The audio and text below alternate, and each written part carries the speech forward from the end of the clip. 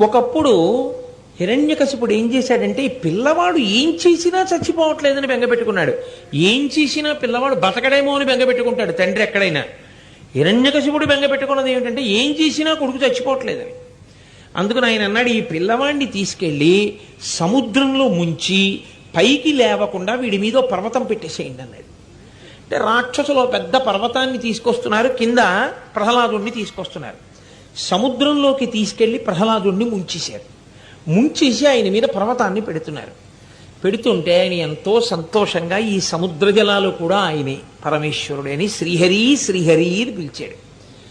అయ్యో నా భక్తుడు ఎక్కడ కందిపోతాడోనని శ్రీమన్నారాయణుడు గరుత్మంతుణ్ణి అధిరోహించి గబగబా వచ్చి, చూడండి పిల్లవాడి కంట్లో ఏదైనా పడిపోతుందేమో అంటే మనం బలంగా ఉఫ్ఫని ఊదేసినట్టు ఏదో ఎగురుతూ వచ్చి పిల్లాడి కంట్లో పెడుతోంది అనుకోండి, ఉఫ్ అని ఊదేస్తాం కళ్ళల్లో పడకుండా.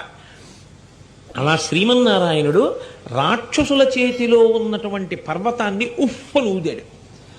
ఊదితే ఆ పర్వతం వెళ్ళి విశాఖపట్నం, విశాఖ సముద్రం, విశాఖ సముద్రనామం, ఆ సముద్రంలో ప్రహ్లాదుణ్ణి ముంచారు. ముంచినప్పుడు ఆయన ఉఫ్ అని ఊదితే ఈ పర్వతం వెళ్ళి దూరంగా పడింది. ఈ పర్వతం వెళ్ళి దూరంగా ఎక్కడ పడిందో ఆ పర్వతం ఆకాశంలోంచి చూస్తే సింహంలా కనపడుతుంది. శ్రీ మహావిష్ణువు యొక్క నోటి ఊపిరి చేత కొట్టబడి దూరంగా వెళ్ళి పడింది కాబట్టి దానికి సింహశైలము అని పేరు. ఆకాశంలోంచి చూస్తే సింహం ముఖంలా కనపడుతుంది కాబట్టి అచలము అంటే కొండ, సింహాచలము అంటే సింహము వంటి కొండ. అది ప్రహ్లాదుణ్ణి ముంచుతున్నప్పుడు శ్రీమన్నారాయణుడు ఊది దూరంగా పడేసిన కొండ. విశాఖ సముద్రం, సముద్రంలో నొక్కి పెట్టిన పిల్లవాణ్ణి ఆయన పైకి ఎత్తాడు.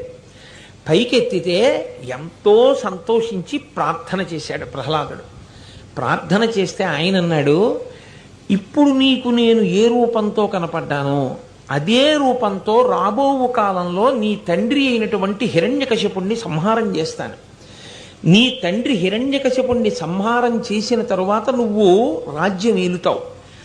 నువ్వు హాయిగా కొడుకుల్ని మనవల్ని చూసిన తరువాత వానప్రస్థానికి వచ్చినప్పుడు సింహాచల క్షేత్రానికి వచ్చి నా దగ్గర ఉండి ప్రతిరోజు నన్ను సేవిస్తుండు. అప్పటి వరకు నేను సింహాచలంలో ఒక పుట్టలో ఇలాగే ఉంటానని సింహాచల క్షేత్రమునందు వరాహ నరసింహ స్వరూపంగా శ్రీమన్నారాయణుడు స్వయంభూగా ఆవిర్భవించాడు.